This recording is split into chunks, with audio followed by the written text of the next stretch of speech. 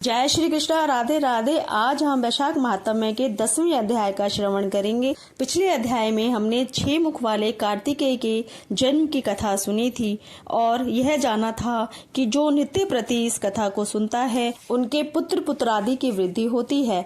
अब आगे की कथा इस प्रकार से है। मैथिल बोला, हे ब्राह्मण, आपने कामदेव की स्त्री रति का चरित्र सुनाया। अब कृपया अशून्य शयन व्रत धारण करने की विधि कहिए। इसमें क्या दान होता है, कैसे पूजन किया जाता है तथा उसका फल क्या होता है।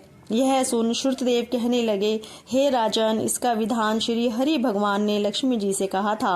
वह सब मैं तुम्हें सुनाता हूँ, जिससे श्याम वर्ण लक्ष्मीपति जगन्नाथ संपूर्ण पापों को नाश कर प्रसन्न हो जाते हैं। हे महीपते, सोने व चांदी की मनोहर मूर्ति बनवावें, पीताम्बर धारण करा सुंदर बनमाला से सजाएं, पुष्पों और सुगंधित द्रव्यों से पुरुषोत्तम भगवान का श्रावण शुक्ला द्वितीय से 4 मास तक प्रतिदिन पूजन करें और ब्राह्मणों को शय्या दान वस्त्र दान करें और ब्राह्मणी सहित भोजन करावें।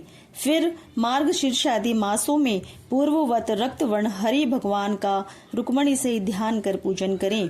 ऐसा ही चैत्र मास से 4 मास तक भूमि पर आसन बिछा भक्ति से हरि भगवान का पूजन करें और आषाढ़ की द्वितीया के दिन समाप्त करें।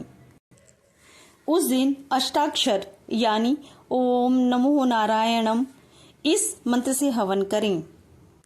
मार्गशीर्षादि मासों में परायण के दिन विष्णु गायत्री नारायणाय विद्महे इस मंत्र से हवन करें और भक्ष भोज्य आदि 4 प्रकार के भोजन करें और चैत्रादि मासों में सहस्त्र शीर्षा इस पुरुष सूक्त मंत्र से हवन कर पंचामृत खीर धृत पक्का मालपुआ भोग के लिए करावें और लक्ष्मी नारायण को स्नान करा बीच में श्री कृष्ण जी की सोने व चांदी की मनोहर मूर्ति रख भोग लगावें। फिर केशवादि नाम से ब्राह्मणों को भोजन करा श्रद्धा अनुसार 2 वस्त्र और अलंकारों से पूजन करके मालपुआ ब्राह्मण के निमित्त 12वें दिन दे।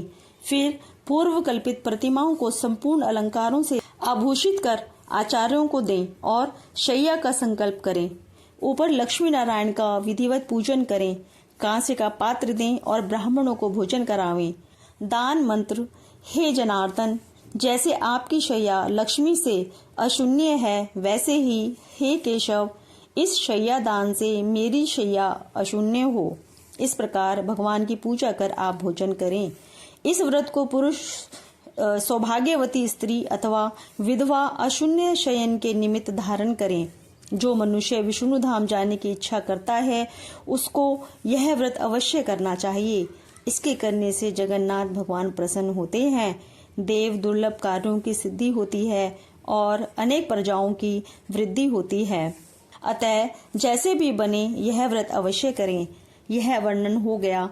अब तुझे और क्या सुनने की इच्छा है वह बता। यह सुन राजन ने फिर श्रुतदेव जी से पूछा, हे महाराज, वैशाख मास में छत्रदान करने का महात्म्य सुनाइए, क्योंकि वैशाख के कर्तव्य शुभ कर्मों को सुनते सुनते मेरी तृप्ति नहीं होती। राजन के ऐसे वचन सुन श्रुतदेव जी राजा से कहने लगे कि छत्रदान के फल की एक प्राचीन कथा कहता हूँ। सतयुग में एक हेमकांत नाम का बंगाल देश के राजा कुशकेतु का पुत्र था। वह बड़ा बुद्धिमान तथा बलवान था। वह एक दिन शिकार खेलने गया। वहां घने वन में अनेक प्रकार के मृग और शूकरों को मारता हुआ थकने पर दोपहर को मुनियों के आश्रम में पहुंचा, जहां शतचिर नामक ऋषि व्रत में मग्न समाधि लगाए ध्यान कर रहे थे। इससे उनको पता न चला कि आश्रम में कौन आया है। अतः ऋषि ने उठकर राजा का सम्मान नहीं किया, जिससे क्रोधित हो राजा उन्हें मारने को उद्यत हुआ। तब ऋषि के 10 सहस्त्र शिष्यों ने उसे रोका। क्रोध में विवश होकर राजा कहने लगा, हे ब्राह्मणों, मैं थक गया हूँ, तुम मेरा आतिथ्य सत्कार करो।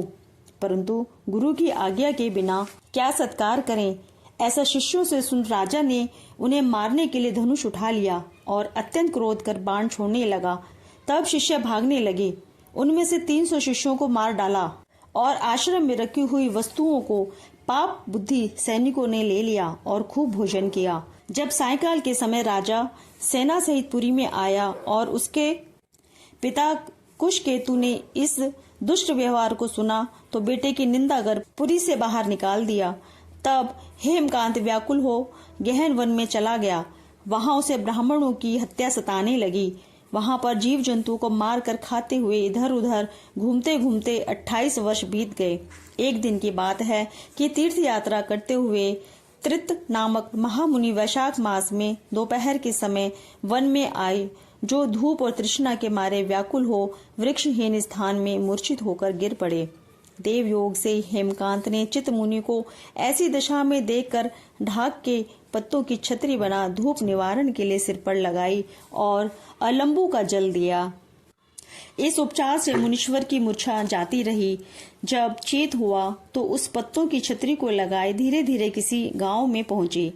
इसी पुण्य के प्रभाव से उनकी 300 ब्रह्म हत्याएं दूर गईं, जिससे हेमकांत को बड़ा विस्मय हुआ कि मेरी ब्रह्म हत्या कैसे दूर हो गई। इसी विचार में पड़ा था कि हेमकांत को समग्रहणी रोग उत्पन्न हो गया, जिससे प्रारस संकट जान व्याकुल हुआ। तभी उसे 3 पुरुष बड़े भयंकर यम के दूत दिखाई दिए। वह अपने कर्मों को सोचने लगा कि उसे छतरी दान का ध्यान आया, सो ही वह विष्णु भगवान का स्मरण करने लगा। तुरंत विष्णु भगवान ने अपने महामंत्री विश्वक्सेन को आज्ञा दी कि तुम जल्दी जाकर यमदूतों को रोको, क्योंकि हेमकांत ने वैशाख मास में धर्म किए हैं, इसलिए उनसे छुड़ाकर उसके पिता कुशकेतु राजा के पास ले जाकर कहो कि विष्णु भगवान की आज्ञा अनुसार तुम हेमकांत को राज्य का भार सौंप दो। विष्णु भगवान की आज्ञा पा विश्वक्सेन हेमकांत को साथ लेकर कुशकेतु के पास गए और जो बात विष्णु भगवान ने कही थी वह सभी उसको बता दी, जिनको सुनकर कुशकेतु ने पुत्र को सिंहासन पर बिठाया और स्वयं अपनी स्त्री सहित वन में तप करने चला गया। तब राजा हेमकांत ने वैशाख मास में कहे सब शुभ धर्मों को किया, जिनके करने से जितेंद्रिय, दयालु, सर्व संपत्तियों से युक्त, पुत्र पौत्रादि से संपन्न हो संपूर्ण भोगों को भोग कर विष्णु लोक को गया। वैशाख मास के धर्मों से अधिक कोई धर्म पापों के नष्ट करने वाला नहीं है और यह सुलभ तथा धर्म, अर्थ, काम, मोक्ष रूप पुरुषार्थ चतुष्टर्थ का दाता है। इस प्रकार से वैशाख महात्म्य का 10वां अध्याय समाप्त होता है। जय श्री कृष्णा। राधे राधे।